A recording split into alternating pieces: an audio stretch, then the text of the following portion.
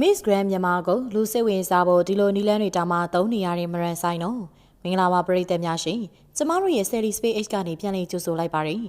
ပရိသတ်စိတ်ဝင်စားမှုရောဝင်ပြိုင်မဲ့သူတွေပါအရန်နေနေလို့နီးပေါင်းစုံသုံးပြီးတော့ promotion ဆင်းနေတာက Miss Grand မြန်မာပြိုင်ပွဲရဲ့ National Director ဖြစ်တဲ့မရန်ဆိုင်နော်ပဲဖြစ်ပါရီမနေ့က Miss Grand International မှာဖြစ်ခဲ့တဲ့ပြဿနာတွေကြောင့် National Director ဟောင်းဖြစ်တဲ့ထူးရန်လင်ကနှုတ်ထွက်သွားခဲ့တယ်လို့မြန်မာပရိသတ်တွေကလည်း MCN ရောပိုင်ရှင်ဖြစ်တဲ့နဝက်ကိုပါအာမပေးတော့ဘူးဆိုပြီးတော့ပြောခဲ့ကြတာပါ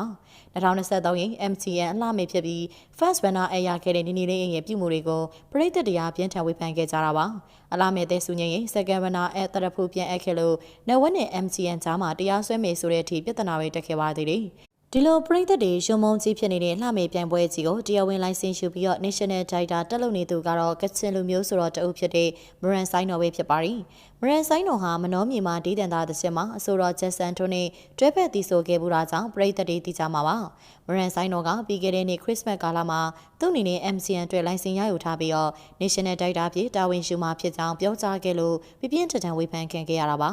ဒါပေမဲ့မြန်မာပြည်သူတွေအတွက်သိချစူးစမ်းပြီးတော့အလှမေကောင်းတအုပ်ကိုသိချမွေးထုတ်ပေးမှဖြစ်ကြောင်းနဲ့သူ့မှာနီလန်ကောင်းတွေရှိကြောင်းပြောခဲ့ပါသေးတယ်တိတ်မကြခင်ရက်ပိုင်းမှာတော့ Miss Grand မြန်မာ Official Page ကနေပြီးပြိုင်ပွဲကိုလာရောက်ရှင်ပြိုင်ဖို့ဖိတ်ခေါ်တဲ့ Grand Promo Video တစ်ပုဒ်ကိုကြော်ညာတင်လာခဲ့တာပါ။အဲ့ဒီဗီဒီယိုကထူးရန်လွင်နဲ့ပြဿနာတက်ခဲ့တဲ့လှမယ်နီနီလေးအိမ်ကိုသုံးချပြီးတော့ထည့်သွင်းရိုက်ကူးခဲ့တာပါ။2023 MCN လှမယ်နီနီလေးအိမ်ဟာမြန်မာကုန်သိက္ခာကိုစွမ်းကုန်မြင့်တင်ထားခဲ့သူဆိုပြီးတော့ထည့်ကြော်ညာသွားခဲ့တာပါ။ဒါကြောင့်လည်းထူးရန်လင်နဲ့တဲစုငိန်ကိုစောင်းမြောက်ပြောဆိုထားတဲ့ဆိုပြီးပရိသတ်တွေကပြောနေကြသလိုထူးရန်လင်ကလည်းပောက်ကွဲနေတဲ့စက်လေးကိုတင်ခဲ့ပါသေးတယ်။မရန်ဆိုင်တော်ကတော့မီဒီယာတွေနဲ့အင်တာဗျူးဖြေတဲ့အချိန်မှာနီနီလေးအိမ်က MCN မတိုင်မင်ကလေးကခင်အားဖြစ်ပြီးကိုသမီးဖြစ်နေတာကြောင့်ဖြစ်တယ်လို့ဆိုတာပါ။ဒါကြောင့်လည်း Grand Promo Video လုပ်ဖို့မိမိနဲ့စိတ်တူကိုယ်တူပါဝင်နိုင်သူကိုရွေးခဲ့တာဖြစ်ကြောင်းဆိုခဲ့ပါတယ်။ဒါပြင်လည်းတဲစုငိန်ဟာ crown ပြန်အပ်ခဲ့လို့ Grand Promo ရိုက်လို့မဖြစ်နိုင်တာကြောင့်မခေါ်တာဖြစ်ကြောင်း MCN ပိုင်ရှင်နယ်ဝက်ကမြန်မာပေါ်မှာအင်မတန်မြစ်တာပြခဲ့ကြောင်းအရန်စပို့ပေးခဲ့ကြောင်းဒီလိုမြစ်တာကောင်းမွန်လာတဲ့နယ်ဝက်နဲ့မလာ29မှာတွေ့ဆုံမှုရှိကြောင်းပြောသွားခဲ့ပါတယ်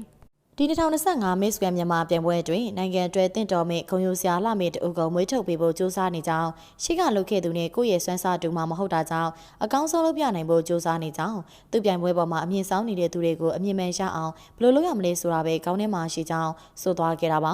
ဒီလိုပြောနေပေမဲ့သူပြိုင်ပွဲကိုပရိသတ်ကစိတ်ဝင်စားတဲ့ပြင်လာပြိုင်မဲ့လှမေတွေလည်းနင်းနေတာကြောင့် MCN Crown ပိုင်ရှင်ဖြစ်လာတဲ့လှမေကိုတစ်နှစ်ပတ်လုံးအတွက်နေစရာစီစဉ်ပေးမှဖြစ်ပြီးတွာလာဖို့ကားပေးထားမှဖြစ်ကြောင်းလာစားလေနောက်ပြိုင်ပွဲမှာ crown လွှဲပေးရခြင်းထိပေးမှာဖြစ်ကြောင်းမန်နေဂျာထားရှိပေးမှာဖြစ်ပြီးတော့ make-up artist နဲ့ watch dress တွေပါစီစဉ်ပေးမယ်ဆိုပြီးတော့မလုံးပေးကစီးအုပ်နေကြတာပါ Miss Grand မြန်မာလှမေပြိုင်မှုချီတုံချတုံဖြစ်နေတဲ့ကလေးတွေနဲ့ဒီနှစ်တော်ဆဲမခံတော့ဘူးနောက်နှစ်မှပြိုင်မယ်ဆိုတဲ့သူတွေကိုလည်းနောက်နှစ်ဆိုတာမသိကြဘဲနဲ့စောက်ပြမကျောင်းတကာပြတ်တာမလို့အချိန်အခါမရွှေဘဲနဲ့လာပြိုင်ကြပါဆိုပြီးတော့ပြောသွားခဲ့တာပါပရိသတ်ကြီးကလည်းခုလိုမလုံးပေးစီးအုပ်နာတွေလုပ်နေတဲ့ထိလူတွေစိတ်ဝင်စားမှုနေနေတဲ့ MCN ပြိုင်ပွဲကြီးနဲ့မရန်ဆိုင်တော်ကိုပြောချင်တာလေးရှင်ပြောခဲ့ပေးပါအောင်ရှင်ဗီဒီယိုလေးကိုကြည့်ရှုအားပေးခဲ့ကြတဲ့တယောက်ချင်းစီတိုင်းကိုကျေးဇူးတင်ပါတယ်နောက်နေ့ဒီမှာလေးစိတ်ဝင်စားစရာကောင်းတဲ့ဆယ်လီတွေနုပညာရှင်တွေရဲ့သတင်းတွေပြန်လာခဲ့ပါအောင်ရှင်